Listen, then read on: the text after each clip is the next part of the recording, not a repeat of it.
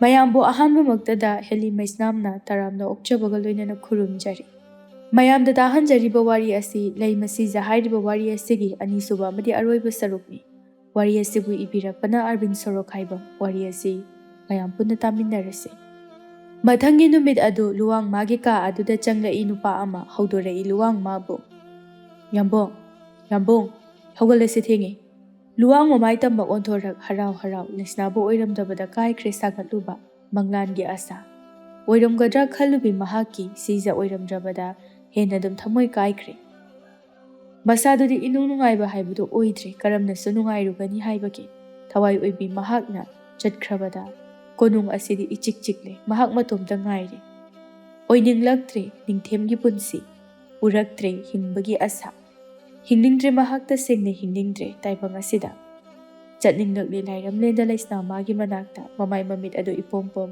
ꯃꯄꯤ ꯏꯔꯥ ꯊꯥꯡ ꯍꯧꯒꯠꯂꯛꯏ ꯂꯨꯋꯥꯡ ꯃꯥꯁꯦ꯫ ꯀꯨꯝꯊꯔꯛꯂꯦ ꯐꯃꯨꯡ ꯑꯗꯨꯗꯒꯤ ꯃꯍꯥꯛꯅ ꯃꯥꯡ ꯊꯥꯗꯨꯅ ꯊꯣꯛꯈ꯭ꯔꯦ꯫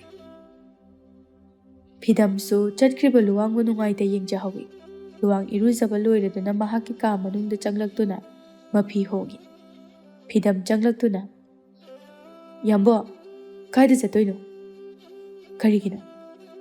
ꯌꯥꯝꯕꯨꯡꯅ ꯆꯠꯀꯗꯧꯔꯤꯕꯗꯣ ꯑꯩ ꯈꯪꯉꯤ꯫ ꯑꯗꯨꯅ ꯅꯨꯡꯇꯤꯒꯤ ꯐꯪꯁꯨ ꯐꯪꯂꯔꯣꯏꯗꯕꯤ ꯆꯠꯈ꯭ꯔꯕꯤ ꯃꯥꯕꯨ ꯊꯤꯕ ꯆꯠꯄꯅꯤ꯫ ꯃꯤꯌꯥꯝꯅ ꯉꯥꯎꯏ ꯍꯥꯏꯅ ꯍꯥꯏꯅꯒꯅꯤ ꯌꯥꯝꯕꯨꯡ꯫ ꯈꯨꯝꯂꯛꯈꯤꯗ꯭ꯔꯦ꯫ ꯂꯨꯋꯥꯡ ꯃꯥꯅ ꯇꯧꯔꯤꯕ ꯊꯕꯛ ꯑꯗꯨ ꯑꯗꯨꯃꯛ ꯇꯧꯗꯨꯅ ꯂꯩ꯫ ꯇꯥꯕꯤꯕꯒ ꯅꯠꯇꯦ ꯐꯤꯗꯝꯅ ꯍꯥꯏꯔꯤꯕꯗꯨ꯫ ꯐꯤꯗꯝꯁꯨ ꯑꯣꯏꯔꯔꯣꯏ ꯈꯪꯕꯅ ꯊꯣꯛꯈ꯭ꯔꯦ, ꯂꯨꯋꯥꯡꯁꯨ ꯂꯣꯏꯔꯗꯨꯅ ꯊꯣꯔꯛꯂꯦ꯫ ꯁꯒꯣꯜ ꯁꯪꯗꯒꯤ ꯃꯍꯥꯛꯀꯤ ꯁꯒꯣꯜ ꯑꯉꯧꯕꯤꯗꯨ ꯄꯨꯊꯣꯔꯛꯏ꯫ ꯇꯣꯡꯈꯠꯈ꯭ꯔꯦ ꯁꯒꯣꯜꯊꯛ ꯑꯗꯨꯗ ꯇꯞꯅ ꯊꯧꯔꯛꯏ ꯁꯒꯣꯜ ꯑꯗꯨ꯫ ꯃꯅꯥꯏ ꯑꯃꯠꯇ ꯂꯣꯏꯅꯗ ꯃꯗꯣꯝ ꯏꯪꯅ ꯂꯩꯁꯅꯥ ꯃꯥꯒꯤ ꯃꯌꯨꯝ ꯑꯗꯨꯗ ꯌꯦꯡꯉꯤ꯫ ꯌꯨꯝ ꯑꯗꯣ ꯉꯥꯏꯍꯥꯛꯇꯪ ꯇꯨꯔꯦꯜ ꯑꯗꯣꯝꯗ ꯑꯃꯨꯛ ꯂꯥꯛꯂꯦ, ꯀꯨꯝꯊꯔꯛꯏ ꯁꯒꯣꯜꯗꯒꯤ꯫ ꯇꯨꯔꯦꯜ ꯑꯗꯨꯗ ꯀꯨꯝꯊ ꯃꯃꯥꯏ ꯑꯗꯨ ꯀꯣꯏꯂꯩ ꯂꯩꯗꯨꯅ ꯌꯦꯡꯉꯤ꯫ ꯂꯩꯇꯦ, ꯎꯅꯤꯡꯂꯤꯕ ꯁꯛꯇꯝ ꯑꯗꯨꯗꯤ ꯂꯩꯁꯅꯥ ꯃꯥꯒ ꯑꯍꯥꯟꯕ ꯎꯅꯈꯤꯕ ꯃꯐꯝ ꯑꯗꯨꯗ ꯌꯦꯡꯉꯤ꯫ ꯈꯖꯥꯏ ꯊꯛꯇ ꯄꯤꯔꯥꯡ ꯃꯔꯤꯛ ꯑꯆꯧꯕ ꯑꯃꯁꯨ ꯁꯤꯟꯊꯔꯛꯏ ꯁꯣꯜꯂꯤ ꯃꯆꯤꯟꯗ꯫ ꯁꯤꯖ, ꯅꯪꯕꯨ ꯂꯥꯛꯑꯣ ꯀꯩꯗꯧꯕꯒꯦ?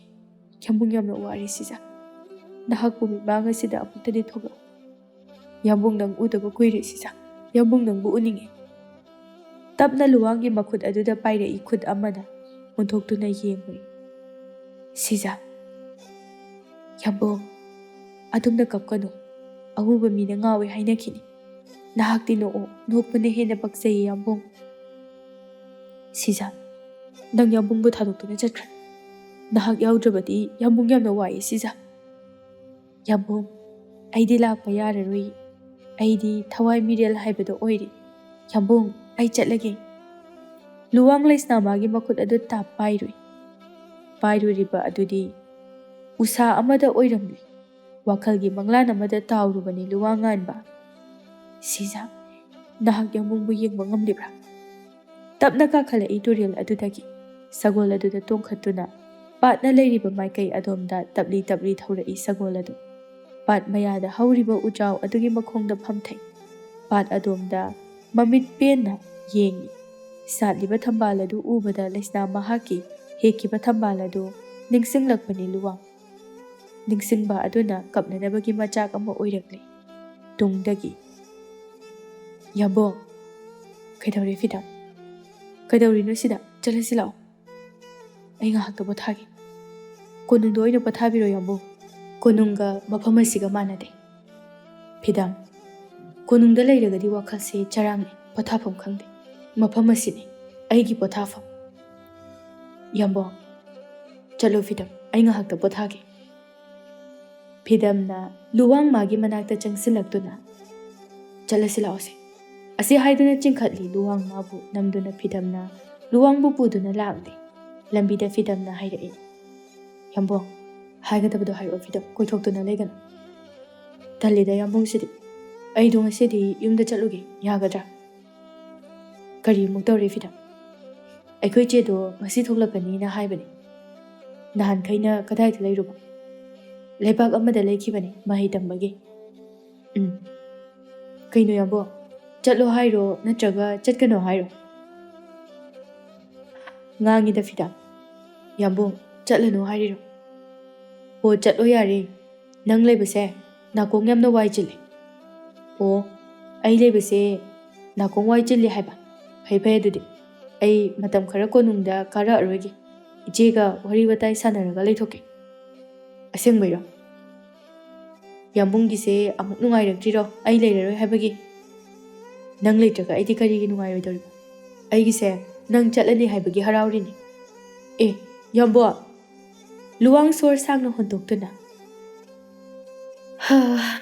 ꯋꯥꯏꯗ ꯐꯤꯗꯝ ꯄꯨꯟꯁꯤꯁꯦ ꯍꯤꯡꯅꯤꯡꯕꯒ ꯄꯣꯛꯇ꯭ꯔꯦ ꯑꯩꯗꯤ ꯈꯜꯂꯤꯕꯅꯤ ꯑꯩꯁꯨ ꯆꯠꯂꯁꯤꯔꯥ ꯍꯥꯏꯗꯨꯅ ꯌꯥꯝꯕꯨꯡꯗꯤ ꯀꯗꯥꯏꯗ ꯆꯠꯇꯣꯏꯕ ꯂꯥꯏꯔꯩꯕꯥꯛꯇ ꯇꯥꯅꯤꯡꯗꯦꯗ ꯌꯥꯝꯕꯨꯡ ꯇꯥꯅꯤꯡꯉꯣꯏ ꯅꯪꯗꯤ ꯇꯥꯅꯤꯡꯗꯦ ꯅꯪꯗ ꯈꯔ ꯊꯨꯅ ꯆꯠꯈ꯭ꯔꯣ ꯑꯩꯕꯨꯗꯤ ꯌꯥꯝꯕꯨꯡ ꯀꯣꯅꯨꯡꯗ ꯊꯅꯝꯃꯒ ꯆꯠꯂꯗꯧꯅꯤ ꯆꯠꯂꯣ ꯆꯠꯂꯣ ꯈꯔ ꯊꯨꯅ ꯐꯤꯗꯝꯅ ꯌꯥꯝꯅ ꯂꯩꯍꯟꯅꯤꯡꯗꯕ ꯃꯥꯜꯂꯦ ꯑꯩꯁꯦ ꯂꯩꯍꯟꯅꯤꯡꯗꯦ ꯉꯥꯡꯅ ꯂꯥꯛꯄꯅ ꯀꯣꯅꯨꯡ ꯌꯧꯔꯛꯂꯦ ꯂꯨꯋꯥꯡ ꯃꯥꯕꯨ ꯀꯣꯅꯨꯡꯗ ꯅꯤꯡꯊꯤꯅ ꯊꯝꯂꯝꯂꯕ ꯃꯇꯨꯡꯗ ꯆꯠꯈ꯭ꯔꯦ ꯐꯤꯗꯝꯁꯨ ꯏꯍꯥꯡ ꯍꯥꯡꯂꯦ ꯀꯣꯅꯨꯡ ꯑꯁꯤꯗꯤ ꯃꯍꯥꯛꯀꯤ ꯀꯥ ꯑꯗꯨꯗ ꯂꯩꯅꯤꯡꯗ꯭ꯔꯗꯨꯅ ꯂꯩꯀꯣꯜ ꯑꯗꯣꯝꯗ ꯂꯥꯛꯏ ꯐꯝꯅꯅꯕ ꯊꯥꯔꯤꯕ ꯑꯗꯨꯗ ꯐꯝꯊꯗꯨꯅ ꯂꯩꯁꯤꯡ ꯑꯗꯨ ꯌꯦꯡꯂꯤ ꯌꯦꯡꯂꯨꯕ ꯃꯐꯝ ꯈꯨꯗꯤꯡꯃꯛꯇ ꯂꯩꯁꯅꯥꯃꯥꯕꯨ ꯑꯗꯨꯃꯛ ꯂꯩꯔꯝꯒꯗꯕ ꯃꯥꯜꯂꯨꯏ ꯇꯞꯅ ꯍꯧꯒꯠꯂꯛꯇꯨꯅ ꯆꯪꯈ꯭ꯔꯦ ꯂꯨꯋꯥꯡ ꯁꯣꯝꯗ ꯐꯤꯗꯝꯁꯨ ꯃꯌꯨꯝ ꯌꯧꯔꯛꯂꯦ ꯃꯆꯦꯕꯨ ꯀꯧꯗꯨꯅ ꯏꯃꯨꯡꯗ ꯆꯪꯂꯛꯏ ꯏꯆꯦ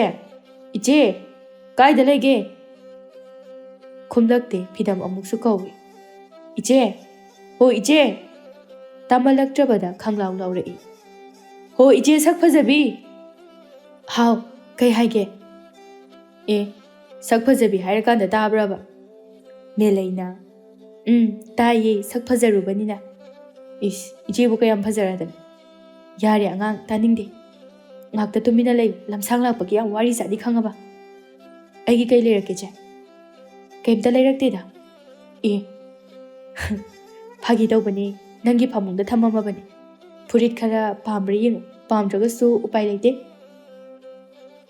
ꯏꯆꯦ ꯀꯥꯛꯄꯗꯤ ꯐꯖꯅ ꯍꯦꯟꯖꯤꯜꯂꯝꯃꯦ ꯍꯦ ꯑꯣꯏ ꯑꯉꯥꯡꯅ ꯇꯨꯃꯤꯟꯅ ꯂꯩ ꯅꯤꯡꯊꯧꯅ ꯆꯥꯂꯤ ꯃꯇꯥꯒꯨꯝ ꯃꯤꯉꯣꯟꯗ ꯄꯉꯥꯡꯗ ꯉꯥꯡꯕꯗꯣ ꯑꯩꯉꯣꯟꯗꯗꯤ ꯌꯥꯔꯣꯏ ꯈꯪꯉꯕ ꯑꯁꯤ ꯍꯥꯏꯔꯒ ꯃꯥꯒꯤ ꯀꯥꯗ ꯆꯪꯈ꯭ꯔꯦ ꯇꯤꯡꯉꯛ ꯌꯦꯡꯍꯧꯋꯤ ꯐꯤꯗꯝꯁꯨ ꯑꯩꯈꯣꯏ ꯆꯦꯁꯦ ꯂꯥꯏꯅꯥ ꯌꯥꯝ ꯍꯦꯟꯖꯤꯜꯂꯝꯃꯦ ꯉꯥꯡꯗꯨꯅ ꯐꯤꯗꯝꯁꯨ ꯆꯪꯈ꯭ꯔꯦ ꯃꯦꯂꯩ ꯐꯃꯨꯡ ꯑꯗꯨꯗ ꯐꯝꯗꯨꯅ ꯋꯥꯈꯜ ꯈꯜꯂꯤ ꯃꯣꯏꯒꯤ ꯅꯤꯡꯊꯦꯝꯗꯨꯕꯨ ꯅꯨꯄꯤꯒ ꯊꯤꯈ꯭ꯔꯖꯥꯠꯂꯥ ꯍꯩꯁ ꯑꯩ ꯐꯤꯗꯝꯗ ꯍꯪꯗꯕ ꯌꯥꯗꯦ ꯐꯃꯨꯡ ꯑꯗꯨꯗꯒꯤ ꯐꯟ ꯆꯣꯡꯊꯗꯨꯅ ꯃꯧꯄꯥ ꯅꯨꯄꯥꯒꯤ ꯃꯅꯥꯛ ꯇꯝꯅ ꯆꯦꯜꯂꯛꯏ ꯃꯦꯂꯩ ꯐꯤꯗꯝꯅ ꯀꯩꯅꯣ ꯏꯆꯦ ꯉꯥꯎꯔꯕꯣ ꯆꯥꯛꯀ ꯆꯥꯐꯝ ꯈꯪꯗꯦꯍꯦ ꯃꯦꯂꯩ ꯐꯝꯊꯗꯨꯅ ꯑꯣꯏ ꯑꯉꯥꯡ ꯅꯤꯡꯊꯦꯝꯗꯣ ꯅꯨꯄꯤ ꯊꯤꯈ꯭ꯔꯕꯣ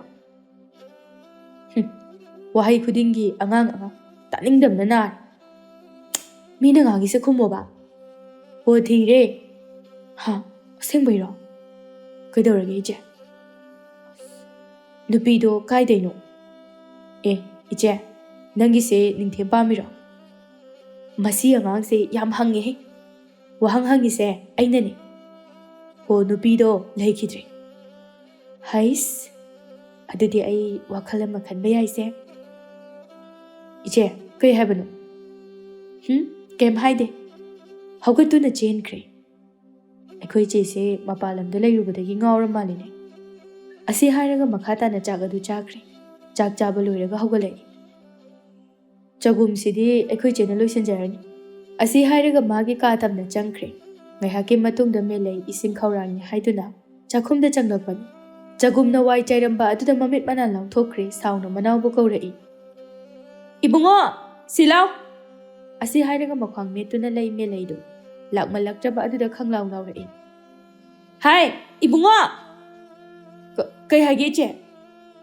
ꯃꯦꯂꯩ ꯆꯒꯨꯝ ꯑꯗꯨꯗ ꯈꯨꯗꯣꯝꯕꯤ ꯊꯤꯟꯗꯨꯅ ꯁꯤ ꯀꯩꯅꯣ ꯍꯥ ꯆꯥꯔꯗꯤ ꯂꯣꯏꯁꯤꯜꯂꯝꯕ ꯌꯥꯗ꯭ꯔꯕ ꯑꯁꯤꯒꯤꯔꯣ ꯏꯆꯦꯅ ꯀꯧꯔꯤꯁꯦ ꯏꯁ ꯑꯁꯤꯒꯤꯔꯣ ꯀꯥꯏꯅ ꯂꯣꯏꯁꯤꯜꯂꯣ ꯌꯥꯝ ꯊꯨꯅ ꯑꯁ ꯏꯆꯦꯅ ꯀꯣꯛ ꯂꯣꯏꯁꯤꯟꯕꯤꯕ ꯌꯥꯕꯁꯤꯕꯨ ꯑꯩꯉꯣꯟꯗ ꯑꯃꯨꯛ ꯍꯥꯏ ꯂꯩ ꯑꯩꯁꯤꯕꯨ ꯅꯪꯒꯤ ꯃꯤ ꯌꯥꯔꯦ ꯏꯆꯦ ꯑꯩ ꯑꯗꯨꯝ ꯂꯣꯏꯁꯤꯟꯖꯔꯒꯦ ꯑꯗꯨꯅꯦꯕ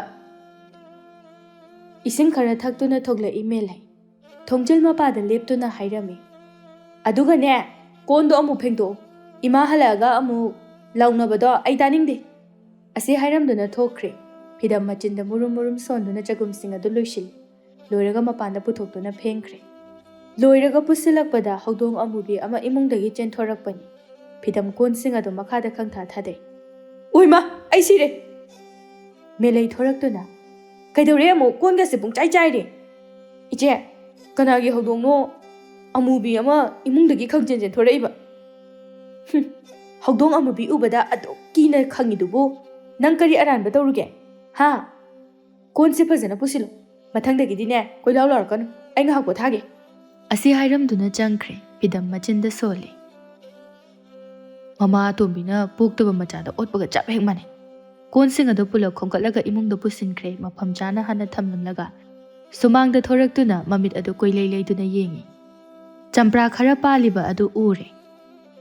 Chak toglakpagi hei chaningakpani. Champra pambi adugi manakta changsilaktuna achauba amakha khalaga hektuna pusilai. Mangol aduda thumga morok asubaga punna thamlaga phamtharai. Champra aduda yengduna. Aidi thang puthokpa kawredana.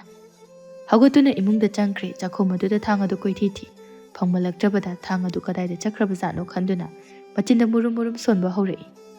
Mapanda oiramliba phibam aduda phidamdi mamit lauthokna hairai. Ije, kaino asi hairaga champra adu pulo hukchinkre. Thang adu sumelegi manakta leiramle. Phidamna chaningadi hega chawchu yadro. Ho hega leirambagi chariba khangaba. Yam yeningde champra amage adumain tawnu. Sumangda paliba champra se amakhakta nate chalaga heucho yam tangano angangna. Aise angangni ne. Nachindo yam khumbakanu. Aidi bele pungpen bele. Thora anu yadro ada dum lekhiba yadraba. Nupa phaba mathiraga. Ho adadi ne ningthem leite. Sidana ningthem lei adugi thoraiba. Phidam phamtharaktuna. Ije nangi se aikhoigi yambung se pamiro. Noigi yambung loha saksiga. Ije sasat khumbo. Hoi ni he. Asi hairaga melei haugatuna manungda changkhre. Phidamdi mangduna leihawi. Champraga amta charoida ai. Chariba mayamdu loisinduna imungda changkhre. Numidang su isilakle. Melei su lampakta mamanabi mayamga singsu chanani haiduna thokre. Konungda sum leiningdraduna mahakti sagol adubu tongduna phidamgi mayum tamna lai. Sagol adudagi kumtharaktuna tapna changlai. Phidam. Oh kanano. Nang soiru he thoro sida.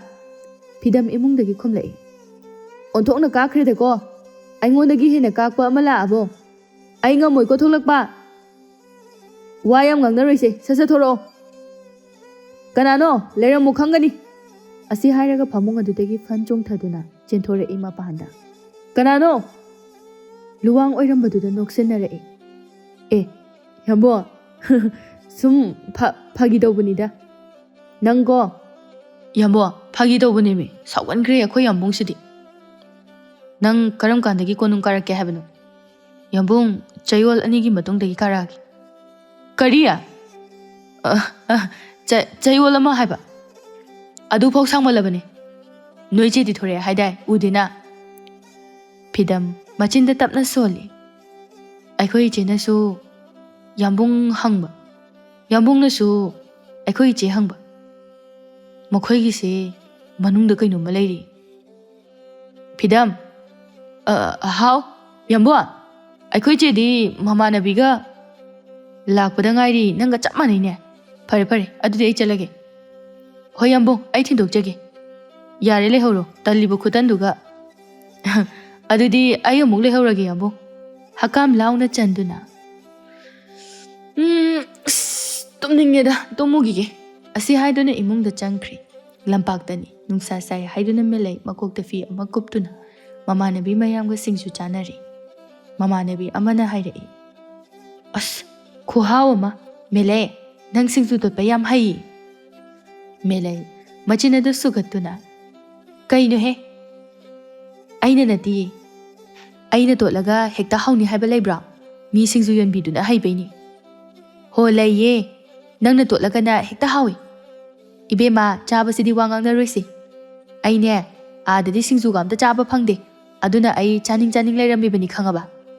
Ho charo nabuk tupi na charo. Singsu chanari ngai aduda angang mayam ama lampak aduda chen chongduna sanabagi upul na pumam mamlami. Melei na laurai. Hai! Kanagi macama sunu swai de kochen jeli sibo. Halagi do. Angang amana. Sana ningaga sana ningdaga tokani. Nangi na thau kai lege. Haima. Aingondagi hena chin kalina nangdi. Laira mo khangni noi. Asi hairaga fukhawgatuna chaisang ama paiduna koitan tane angang sing ado. Tanarakano hingchabi adumai tawrdi nang nupa phangoi haiba. Nayum panbaga amata khangjaroi. Kari aibu yum panba khangoi kaina. Angang loina hatlagi nang asidi. Mamanabi mayamdudi melegi mawongduda nokpana siga dawre. Melei bema yare la oda. Melei ngangang changlai. Khoidau hek saugalakpa. Noi sai angang sing se sumai loi tobra. Asi hairaga makokta kupliba phi aduna machina du khumjin kre uphul hobagi. Lapna ningthau manai amana laurei. Ningthem mafam asida lakle haiduna. Phamnamliba nupi sing adu phukphuk haugatnei. Luwangan bana mahaki sagol adubu chingduna makhongna tabli laklibadu ure. Meleina asiro ningthem haise. Mane masaku phajase ngawrida aidi. Tumilayu he. Mina somda kainoma khali kansida. Nangdi kai khaliba. Kaisum khande. Masinu pise ngawra mali. Melei khumdaba makhai luwang mabu mamit kuptaba makhai yengi. Mamanabi sing adu melei bu hundoklam natuna chatpa haukre. Mamanabi chakhibaga khanghauba nate melei de. Mangduna leiringai luwang su naksilakle. Gyan phatla I chenkhiga tawbani khudi thiduna tushili. Luwang changsilaktuna melei gi manakta tapna phamtharaktuna. Sokra. Sokte. Luwang melei gi mamai aduda khumjiliba phi adu tapna hangtoke haiduna tawrakpada. Lapna laurai. Mamanabi sing aduna. Ho melei ibema la o thenge. Loktak chatninge haidai ne numitara ani la o. Ai chatlage ningthem. Melei hogotuna jenkre ukidre melei magi saktamdi. Luwang machinda tapna soli. Melei lesna. Mamanabi sing aduga loinana loktak aduna leiriba maikai adomda lakle. Hauriba uzawa adugi makhongda phami. Meleina loktak sidi onthokna phajakreda. Thambal mayam siga kummagadum sananing. Sanani nang nakhongduda lairina mana yelakchani. Melei khanglaw laurei. Ima hingchabe palakano. Wano imayamdu nakalda yengthoklui melei. Takhelei mayam ama khara laptakna hauribudu urei. Mamanabi sing aduda onsinduna. Ayasidagi takhelei hi okige. Noingakta phamamu. Asi haiduna hawgalai takhelei hauriba maikai adomda lakni. Ama hektuna oithang manapada chinsili. Nakandagi. Leisna. Udaba kuireda. Ai suluhonge. Ai luhongbagi chepau pibadi lakibane. Adubu nangde leiramje. Nakhoigi namatona piramgano haiduna aibu chairakhi. Onthok nupi ama leptuna leirambada meleina. Aigi mingdi leisna kaudi. Melei kawi. Namatona haidi kanano. As khairaga leiri. Nang sidi hanaga manaje. Kaidawramino nang busida. Lembina hairakpani meleina. Nang bukanano. Ai khangdrabo leisna. Ai leisna kaudi haiba. Kainu nang toisibo.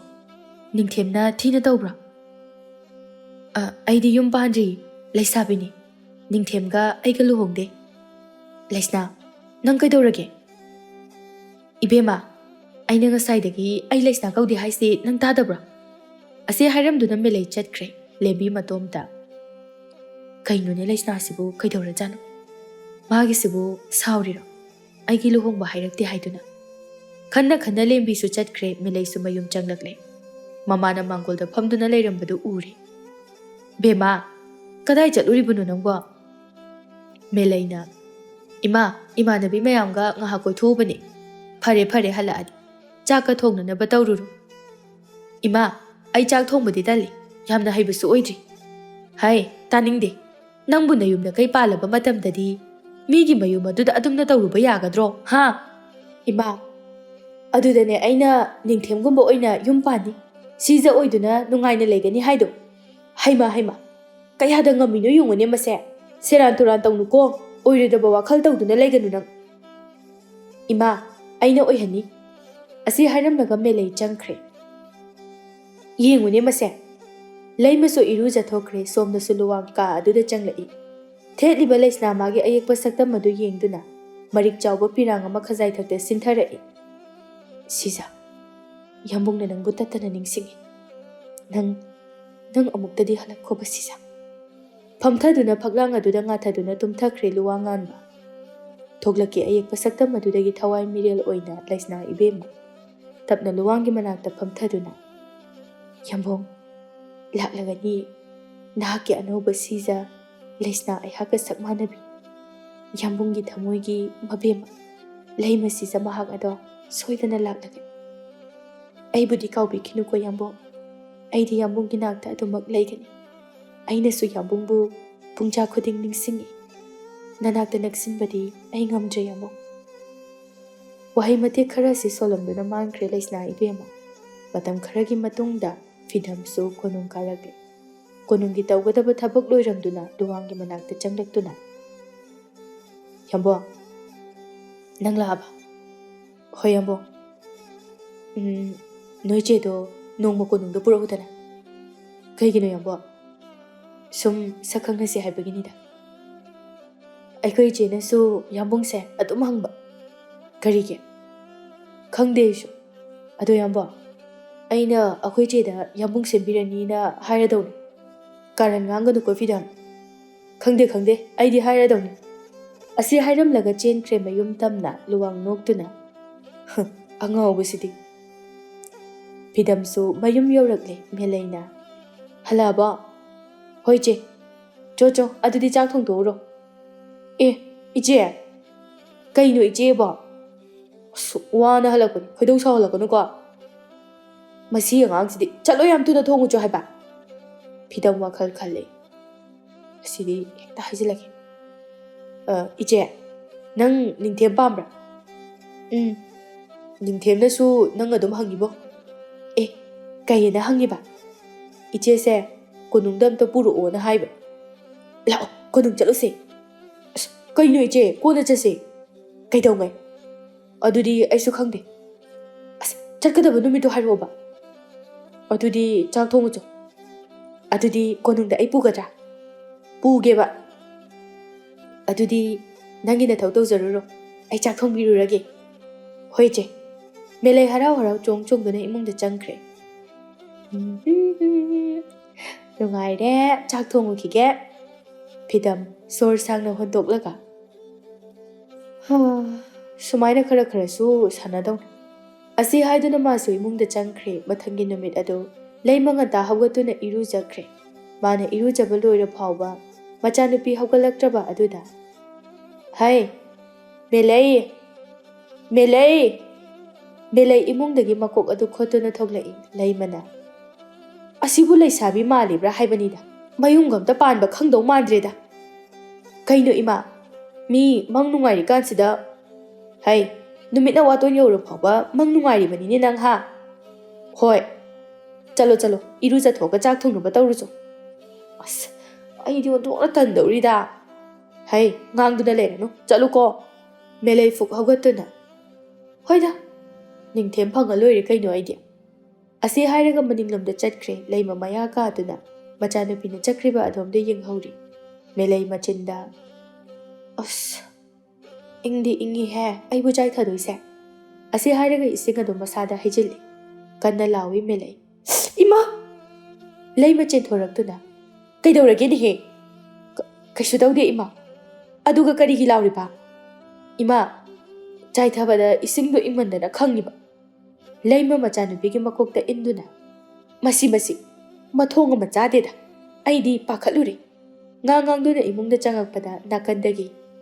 Ya! Leima khang brek he khangi. Ima! Fidam mabuk paiduna nokre leima machanupada onsinduna chairei. Hai, mathong asuktamna chadaba machin manau sibu. Aine, noigi nanakta leiradi kok loira chakpa tare. Aina kaithelda chathaurage. Ima, chak chararoidro. Leima khudombiduna machanupagi mamita thinduna. Chak chadana kamaina chatoino, ha? Ima, mitta changadori. Kaino chani haiduna phasana haiba yadro. Noina chinanaw se phasana haibada tadaba khangaba. Akhoi ma asidi Melai su changlaktuna chak thongkre loiraga mangolda thoglai Melaina. Ibunga, chalo. Aina chak thongabani nangna insang adu thonguru. Ngamaro iche dum thong. Chatlo ba ai ingbada yade nungsang alta yagiba. Ai ngamoy haiba iche. He sa chatlo haibane. He nga ngamoy haibane. Sa nga haiduna koilaw law ngai ani du. Leima chen thoraktuna. Hey, sa nga hui hodong. Tumi layune he. Unaya daba machi manaw sibu karamba machi manaw no. Yare, isanga amta thongbiranu. Ai adum thongjarage. Sanai bi maga sanai bungo gadi ne. Nungaina nungsa se yare ga lehur. Asi hairamduna changkhre ba mamada animak yeng hoi melaina. Nang nungai ni. Iche, khadaba yam horokanu ko konung chatpa pujaroi jani. Nang na thadaro khongkhut pali se. Ai gi su khongkhut pali. Ai thada chapa ngame. Lehuro sa. Asi haiduna phidamgi managan aduda. Khupakna kanna tharamduna chensinkhre. Phidam sor thingduna lehoi. Asa. Kain nupino siba. Makhutnina chairong manbasina tharame hab. Ayo, as. Ngaihak leirega. Mamana chak thiba loire haiduna kaurakne. Punna chak adu chathokne. Mamadi kaithelda chatkre. Phidam so konung chatnanaba loisinkhre. Somda sumelai. Mingsel adugi mamangda leptuna firol kana loishili. Areba sanani kolpumbasu sizili. Fi ahanba setkre. Na pada takhelai na chom amasu chinsinkre. Samlanga dusu thadokre. Laibaktana Maliam Laisa ngasidi melai yamna phajare. Mahaka lamba lai khidre. Loishinba loiraduna thorakle phidamgi manakta changaktuna. Ibunga loiraba. Iche, kadai chatoiba nangdi? Konungda. Iche, karan dawnu. Kaino karanaba lao loisinba loirabani. Saja lao. Aina sagol gari nekrabani. Yaura aba yengu kisi lao. Thoroko nang. Asi hairamduna thorakle. Makhoi konthongda khamduna leiribadu uri. Phidam thoklakte.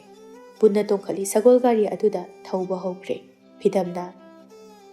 Nang horen karan tarakpadi yaroi ko iche. Tawre he. Aibo ngawbiro nangbo. Ngawdusu ngawi iche di. Migi mamangda ne. Nang puningde. Tumi lehor. Asum thaurakpa na konung yausilakle. Kumthaduna konung adu koi leiduna yengi melaina. As. Konung sidi kupazama. Konunggi lekola malaybine. Aduna abukena bhazaban. Melay phidamgi makhudu ta paiduna. Adudi changasi lekoldo yengu seba.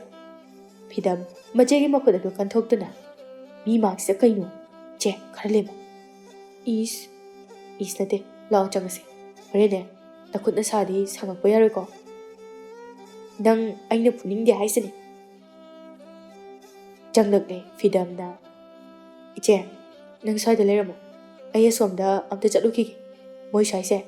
Aphaba yam leibini ko phajagizani. Is kibirani he nangna dumaina hairaga. Leiramge chalo. Phidam su chatkre. Melai konunggi ka ama thong tapna hangduna changlai. Ka aduda leiramlibadu ubada mahakti ingak ngakre. Mani. Leisnamagi ayekpa saktam aduni melaina. Ningthem se ai hanadagi pamduna leirami jani. Aigi ayekpa saktam se thet ka thelame haiba. Asi haiduna loi kharamu changsilakpada uri. Sanagi lichai ama yungduna leiribada. Chai adu yamna su pikpa nate yamna su chawba nate mayai urap chaw. Chai adugi matonda akangma nachoma ma hapi. Nachoma adugi akoiba aduda manung mapal uba mingselna koishinduna. Kana amana nachoma du longthokpa yadanaba. Thari mingsel aduda su khudi pikna sizamagi yet thangbagi nachom haiduna. Melaidi ka adugi leiteng kaya aduda ngawduna leikre. Nachom adubu khajiliba mingsel adu tapna nali melai. Phasai.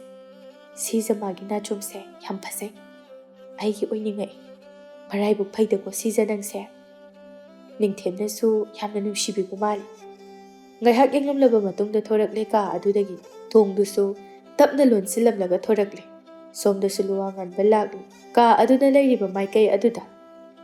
Khongthang tapna thangduna ka adu yoramdaida thongjil mabada lepliba nupi adubu ubada luwang swai lawi machinda siza. Wakhal oiramgani amuk khanduna mamit adu makut ani changduna suru noi amuk pangthokduna yengi. Adumak leptuna leirami nupi adudi luwangna. Siza haina kauduna chinsilai Nupi aduna aigi ming Melay oiramgadra khalluba Leima Shija oiramne mahakti sakmanabi lamlanbi thangjeluriba khongthang adu Melay magi wahai tabada thangnamba khongthang chap lepi manai sakpham adu chap hek manai khenaba amata leite Leisna maga Melay magi saktamga luwang wakhal phatlai tapna hairei asumnasu o ai soikre mi amaga yamna manaruri saktamase ningthem adumna haibiganu ningthemna lale haiba honade luwang khumde tumin laikre wangangamda chatkre tumin kari nupana ne siba kemta hairamda bidaga chakine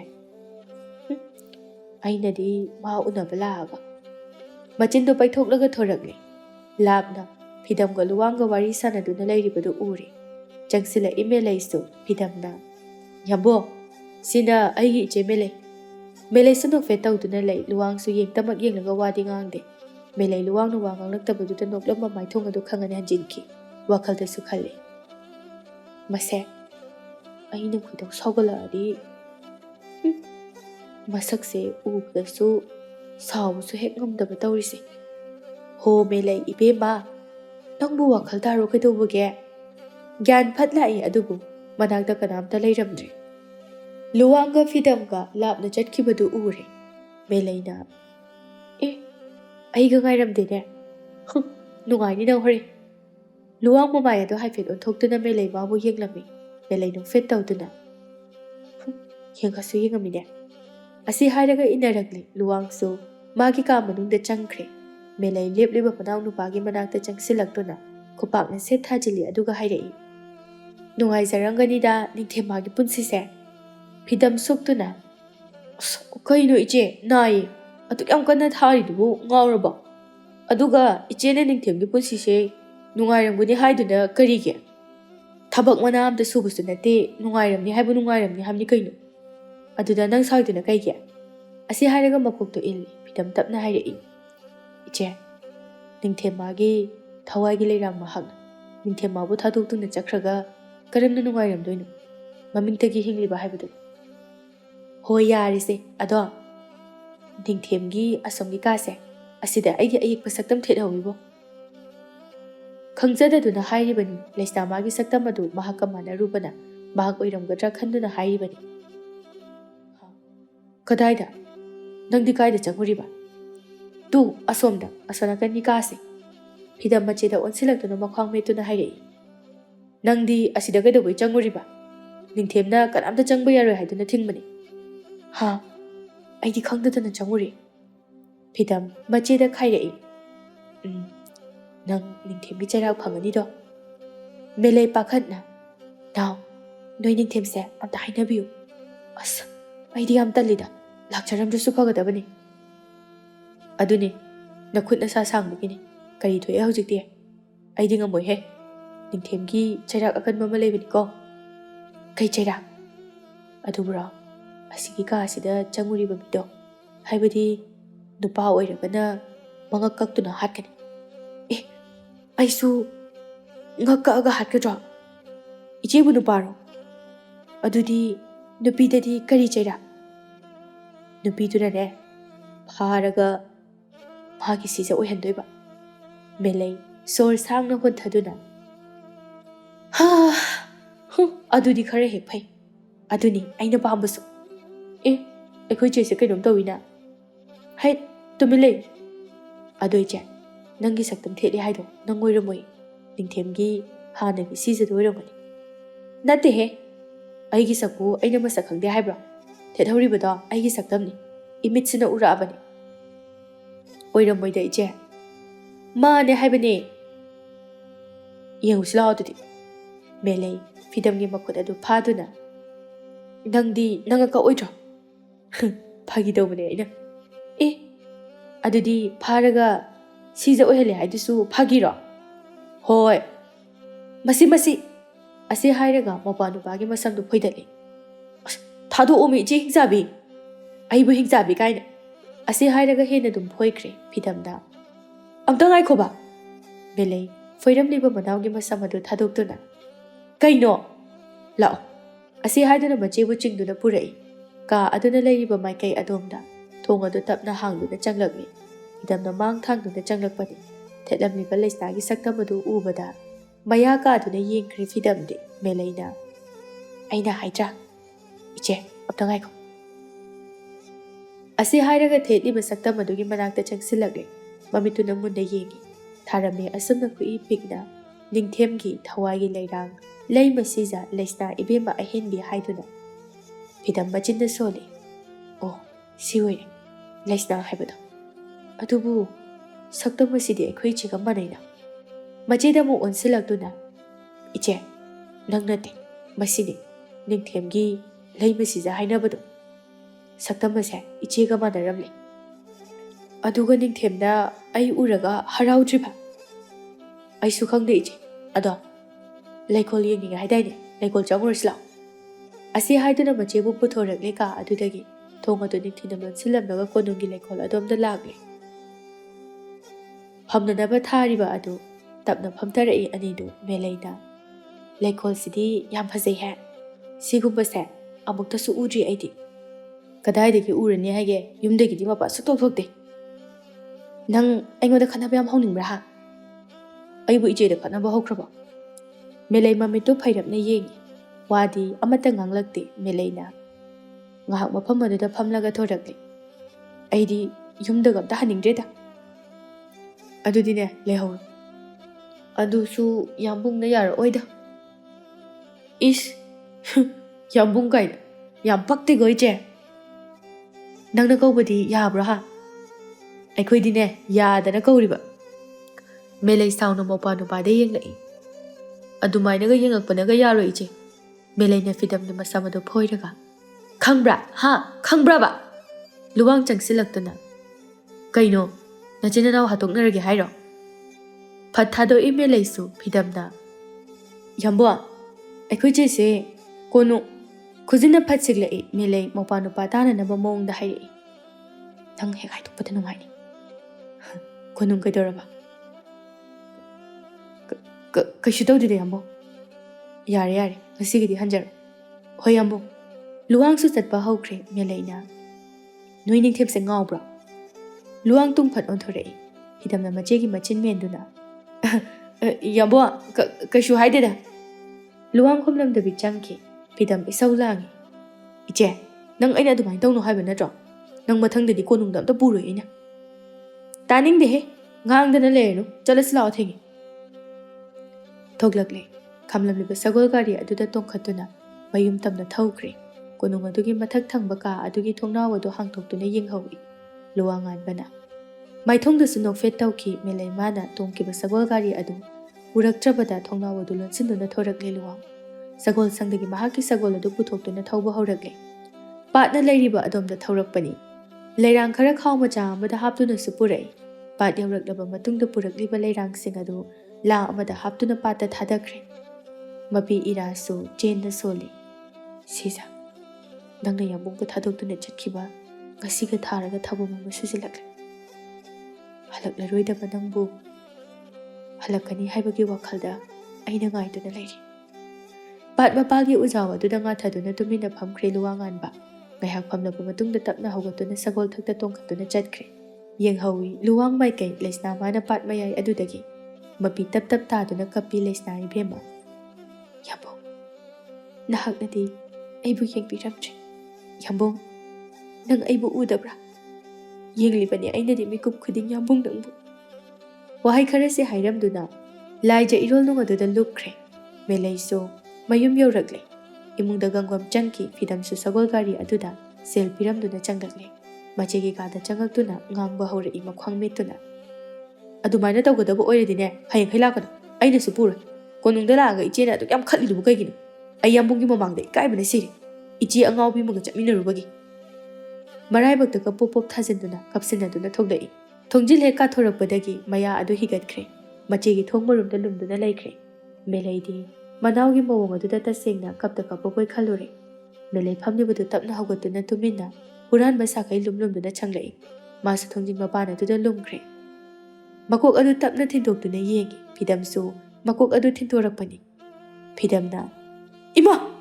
Khangi he! Asi haiduna mawpa nupagi mamaida thajili. Aiho!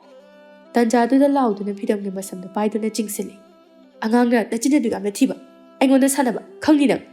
ꯑꯁꯤ ꯍꯥꯏꯔꯒ ꯊꯣꯡ ꯑꯗꯨꯗ ꯉꯥꯔꯤꯕ ꯆꯩ ꯃꯆꯥꯗꯨ ꯂꯧꯊꯣꯛꯇꯨꯅ, "ꯅꯨꯡꯉꯥꯏꯅꯤ ꯉꯁꯤꯗꯤ ꯑꯉꯥꯡ ꯑꯃ!" ꯐꯤꯗꯝꯗꯤ ꯃꯆꯦꯅ ꯆꯩ ꯄꯨꯊꯣꯔꯛꯄ ꯎꯕꯗ ꯀꯟꯅ ꯆꯦꯟꯈ꯭ꯔꯦ꯫ ꯃꯤꯀꯤ ꯊꯤ ꯍꯥꯏꯁꯤꯅꯤ꯫ ꯅꯨꯃꯤꯗꯥꯡꯒꯤ ꯃꯇꯝꯁꯨ ꯑꯣꯏꯁꯜꯂꯛꯂꯤ, ꯂꯩꯃꯁꯨ ꯀꯩꯊꯦꯜ ꯀꯨꯝꯂꯛꯂꯤ꯫ ꯃꯆꯥ ꯑꯅꯤꯅ ꯆꯥꯛꯁꯨ ꯊꯣꯡꯕꯤꯔꯝꯂꯤ, ꯄꯨꯟꯅ ꯆꯥꯛ ꯑꯗꯨ ꯆꯥꯊꯣꯛꯇꯨꯅ ꯇꯨꯝꯅꯈ꯭ꯔꯦ꯫ ꯑꯍꯤꯡ ꯅꯣꯡꯌꯥꯏ ꯑꯗꯨꯗ ꯐꯤꯃꯨ ꯁꯦꯠꯄ ꯑꯅꯤꯈꯛ ꯀꯣꯅꯨꯡ ꯑꯗꯣꯝꯗ ꯂꯥꯛꯂꯤ꯫ ꯃꯃꯤꯠ ꯑꯗꯨ ꯈꯛꯇ ꯐꯥꯠꯄꯅꯤ, ꯃꯁꯥ ꯄꯨꯝꯕꯗꯤ ꯑꯃꯨꯕ ꯐꯤꯅ ꯀꯨꯞꯁꯤꯜꯂꯤ꯫ ꯀꯣꯅꯨꯡ ꯌꯧꯔꯛꯂꯤ꯫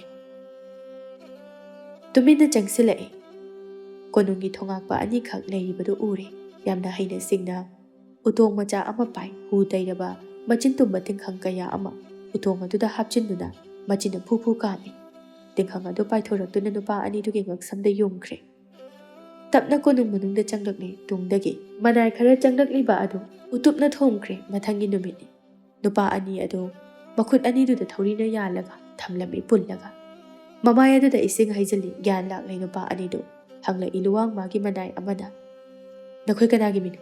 ꯍꯥ? ꯀꯔꯤꯗꯃꯛ ꯃꯐꯝ ꯑꯁꯤꯗ ꯂꯥꯛꯄꯅꯣ?"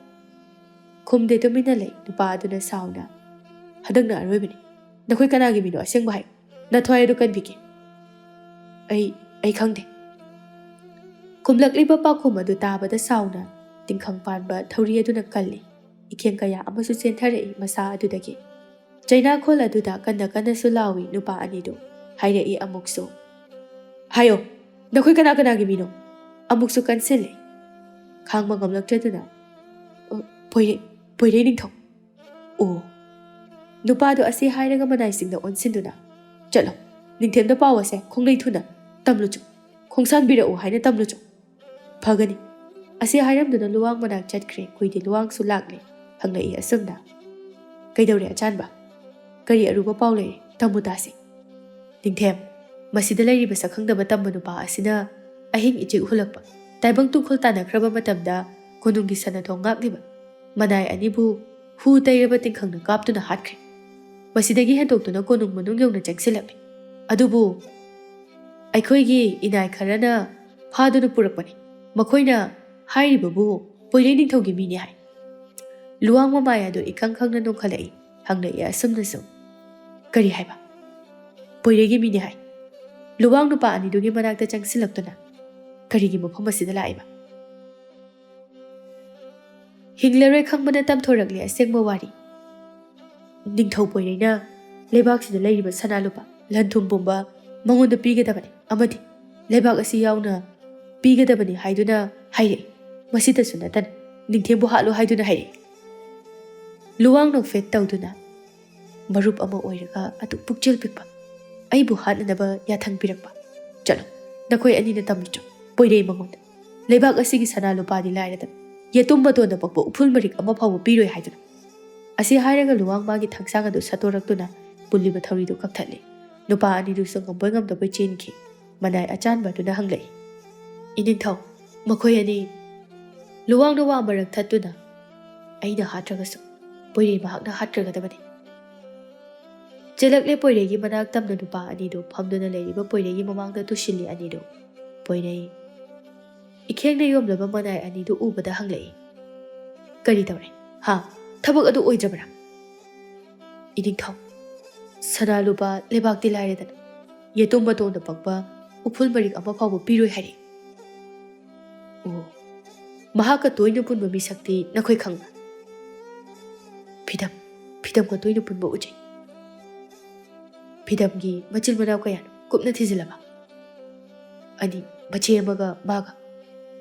ꯄꯣꯏꯔꯩ ꯃꯆꯤꯟꯗꯨ ꯆꯤꯡꯗꯨꯅ ꯅꯣꯛꯑꯦ, ꯑꯗꯨꯒ ꯈꯪꯍꯧꯗꯅ ꯁꯥꯎꯅ ꯊꯥꯡ ꯑꯗꯨ ꯁꯠꯇꯣꯛꯇꯨꯅ ꯅꯨꯄꯥ ꯑꯅꯤꯗꯨꯒꯤ ꯃꯉꯛ ꯑꯗꯨ ꯀꯛꯈ꯭ꯔꯦ꯫ "ꯅꯈꯣꯏ ꯂꯩ ꯍꯥꯏꯕꯒꯤ ꯀꯔꯤꯕꯨ ꯀꯥꯟꯅꯔꯨꯅꯤ? ꯅꯤꯡꯊꯦꯝꯅ ꯑꯩꯕꯨ ꯁꯣꯏꯗꯅ ꯁꯛꯈꯪꯂꯒꯅꯤ꯫ ꯑꯩ ꯀꯔꯤ ꯇꯧꯕ ꯊꯥꯏ?" ꯇꯧꯐꯝ ꯈꯪꯗ ꯀꯣꯏꯆꯠ ꯆꯠꯇꯨꯅ ꯂꯩ ꯄꯣꯏꯔꯩ ꯅꯤꯡꯊꯧ꯫ ꯋꯥꯈꯜ ꯑꯃ ꯂꯥꯛꯈ꯭ꯔꯦ꯫ ꯃꯍꯥꯛꯀ ꯇꯣꯏꯅ ꯂꯣꯏꯅꯕ ꯐꯤꯗꯝꯒꯤ ꯃꯆꯦ." ꯑꯁꯤ ꯍꯥꯏꯗꯨꯅ ꯅꯣꯛꯏ꯫ ꯁꯣꯝꯗꯅ ꯃꯦꯂꯩ ꯃꯥꯡꯒꯣꯜ ꯑꯗꯨꯗ ꯐꯝꯗꯨꯅ ꯂꯩꯔꯤ꯫ ꯑꯉꯥꯡ ꯃꯆꯥ ꯑꯃ ꯆꯦꯟꯁꯤꯜꯂꯛꯇꯨꯅ, ꯆꯦ, ꯑꯗꯨꯕꯨꯔꯣ, ꯑꯩꯈꯣꯏꯒꯤ ꯂꯝꯄꯥꯛ ꯑꯆꯧꯕ ꯑꯗꯨꯗ ꯅꯨꯄꯥ ꯑꯃ ꯂꯦꯞꯇꯨꯅ ꯂꯩꯍꯧꯋꯦ.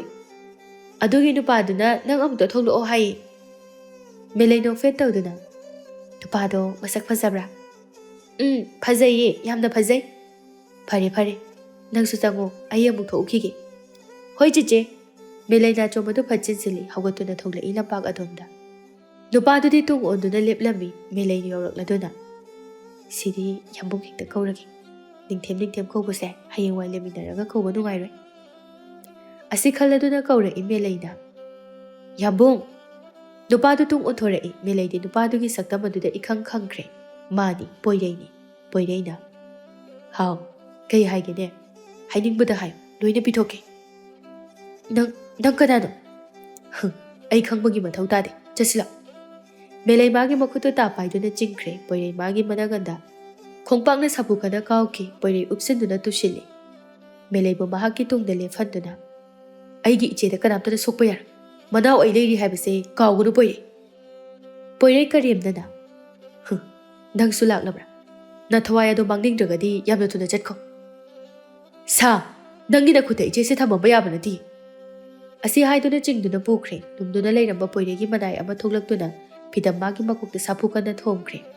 Phidam wakal mangduna takre. Oirakliba matawa duda melai manawbu kotkhatuna. Now, hagulo se, yum chalase, hagulo now. Poirei famthaduna. Aina ngasaina haidro, aigoda yelakano haina. Melagi makuta tapai, phidam machegi makuta pairiba poirei magi makut ado. Tumina yamlakiba thang macha amana khangthin thingchili. Poirei koilau lawi, thang adubu satuna, laktana langkre.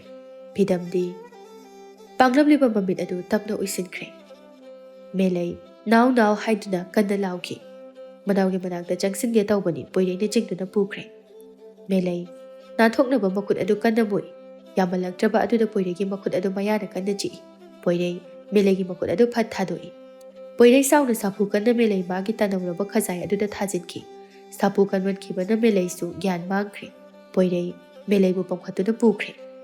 Luwang di phamung aduda hiptuna leiri na son big na luwang magi na kongda. Yabo, chalo. Khonglei thuna. Pukre. Nahaki melei. Matam thengtharabadi phidam mahaksu thawai manglagani. Usinuna leiri ba luwang anba mamit adu hangpang pangthorai. Kari khonjelo. Wakhalna oiramliba aduda ngahaktang pothaki khanduna amuk mamit adu tapna ushili amuk sutarai. Yabo, nang aina hairibase tadabra. Taseng na khonjela du taraklabada mamit adu khangpang pangtuna koilei leituna yengi. Udrabada phamung adudagi phanchong thaduna mapanda sagol sangdagi mahaki sagol dubu lokthokuna thaudokre. Ningthemda phingna chatkibadu uraga manai kharasu inarakle. Lampak adomda sagol adu kanna thaujilai. Phidam makok adu ikheng kaya sinthaduna taaduna leiribadu ure. Sagol thaktagi phanchong thaduna chensilai. Phidam, hagulose. Tamalaktrabada manai singda onsinduna. Phidam se kunungdu puro. Manai khara chensilaktuna phidam bu pukre luwangsu sagol adu thaurakle. Konung yoraklabada konungi amaibi kauduna mihul khongjel adu yengkre. Ningthemda phidamgi mihul leiri thawai kanba yakhigani hairaklami. Somdana leima kaithel chatamdai macha anibu thirai. Kadai da bulai khraba zanoni koi chadek chali. Thabak chalamdai sida amuk thina haleba tawrisi. Pelabani da aidi. Laikagi nupi ama chensilaktuna. Iche. Hai, kaidawrage nangna atuk phingidu ba. Iche, melei do. Melei kaidawrage. Melei do ningthau poirei na phaduna pukre. Phidamna makokta thina sokpadagi konung tamna pukre. Hairakliba paudu tabada leima makok paiduna wathakre nupi aduso. Iche! Asi haiduna chensilai lekagi mi khara kauraga leima bu mahaki phamungda thangjili. Makokta ising khara khikle gyan tapna lakle leima. Phi achotpa ma tauraga leimagi makokta tap namthoki.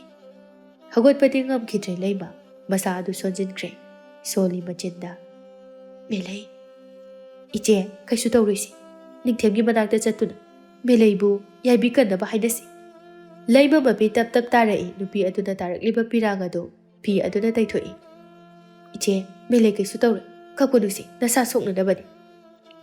Konungda so phidam bukana laikatnari gyan khara di laklabani mamiti pangtri.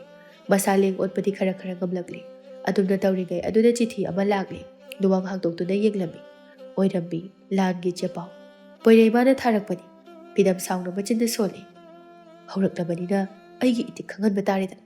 Asukui base. Aina na haku marup amani haiduna ngakpiduna lakpani. Luwang, manai amada onsinduna. Chalo, lan janaba thaurang tawruru. Poirei, Melaibu kaisum sangda thamjili gyan laktri poirei makutta khuzai ama paiduna yauriba ising adu melai da karimdana khi melai gyan tapna tapna lakle poirei da nungai breng kaisum sangda leibadu melai kaptuna aibu phariba se karigido aigi kari iraldo nakhoi masel yengthinaraga ira laitabi aibu phariba karigido thado aibu thado imana aibu ngairamani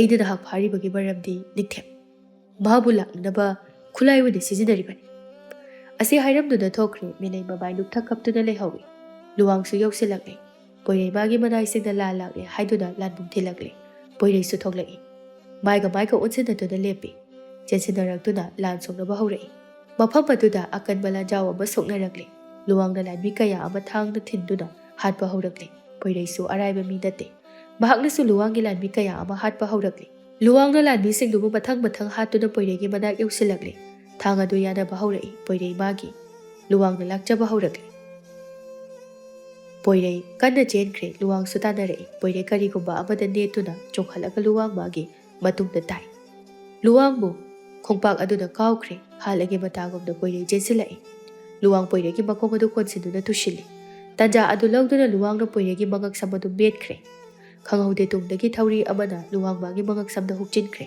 soro jingduna mathakta pukhatkre luwang makong adu phiring kawe khanghauduna luwang mabu jingkhaliba nupa adu tena kapkre luwang mathaktagi tarai kangkhu khurai poirei jangsilaktuna luwang bu thang aduna thilagi tawrakpani nakandagi kapsilakpa tenjai aduna poirei magi makokta yumkhre luwang uthoktuna yenglui oirami phidam masa ison sona mabu kanba lakpani lan jatki tabada leiba yadraduna lakpani phidam kaurai luwangbu yabong phidam Lansu luwang magi maikaina mai pakle melai mabu lokthokuna purakle phidamgi mayumda changla ipunna mamado ison sona mangolda phak ama thaduna phamlami macha lakpa ubada nai haiba kawkhre phuk hawgatuna chensilai macha ani bu chena konduna kappi leima luwangda onsilaktuna ningthem nahaki tawbimal ai punsigi kawre ningthemgi apamba amatang hairabani aigi iphamdagi khudol tamjaki ningthemgi apamba amathadi haibiyu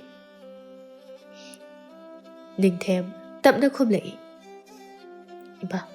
ima haida kausagi aidi athai kai supam chade sana lupa su kalaklude adubo aina imagi laira khangpuk sanga sidagi apaba ama khaktile bibi gatra aina ngamba oiragadi pizagani takpiyu ningthem aigi sijaga sakmana bi belaibu iphamda bibi hairakliba wadu tabada melai ikhang khangna luwang mabu yenglai leima machada yengduna ningthemgi pakhom pirai Ningthemna takpiribado aikhoigidi yamna laibak phabani aigi ichabu luna chana tawbi mamitagi mapi marik ama phawba tahanbiganu ningthem aina wasakle aigi sijagi khazai thakta pirang marik ama phawba tahal momon minok ama nogla email thungkre ningjaba phangkre apamba oikre mahaki yambu thamoina su yajare pamu manakta leiningle tatana solai luhongbagi matam lepnakre thanakiba luhongbagi matam su yaurakle Sumangda thariba phida aduda mamanabi aniga faminaduna nuksi panthung yawna leirang kundo mahakbu lengkhre melai magi makhut magna khudhaiba layekpa amana su yekni melai magi saktambu kundo lengba loikhre phizol adubu hongtokkhre cha khara charaba matungda setkhre ningthiraba phizol koktana kajeng lei laibaktana malem leisa khwangdana sana phige yamna phajakhre melai ibema helamgatra heloi atombi aduna melai mangondagi Borsu yausilaktuna sonabung mayayda phamkhre melai masu thoklaktuna lairiba leikaigi ahalsing aduda khurumlamladuna sonabung adomda changlaktuna phamthakre mama leimasu machagi kujaba adu punkhre mama su dan thadabagi changnarakle phidamsu macheda haifet yengduna michi khachili nogla inga sidi nupi adu kayadi lemkhre dan thadaba loiraga thoknare melai su leikoiba haukhre Loiraga makhut magna lenjaba kondo lairang paring adu pamu magi ngaksamda hukre luangsu kondo adu bo amata palhandana ningthina hukre loikre imungda changlaktuna thuidingkang subi inakre borsu chatkre melaisu dolai thakta kakhatuna tongkre sana konungi maikai tamkre oikre panthong nungsi panthong oikrabasu makhoi anigi panthong haibadu kapli kana amadi luwang mabu yengduna laisna ibema yapong Ngasi aigi mittagi sitharaklꯤꯕ pirang asidi ningamdabagi pirang nati haraubagi pirang di aigidi matam loirakli yabung nungaida palo belai maga aidi chatlagi mapok asimagi nahaki Leima Shija leisna aidi adumang chatlagi matang asida Leima Shija hariba wari asi mapung phana loisinjari wari asida soikiba latkiba kaya yaukhrabasu mayamna ngakpi mathangdasu nungai-nungairaba wari kaya ama puduna lakjage mayamda leptana pukning thaugatpiyo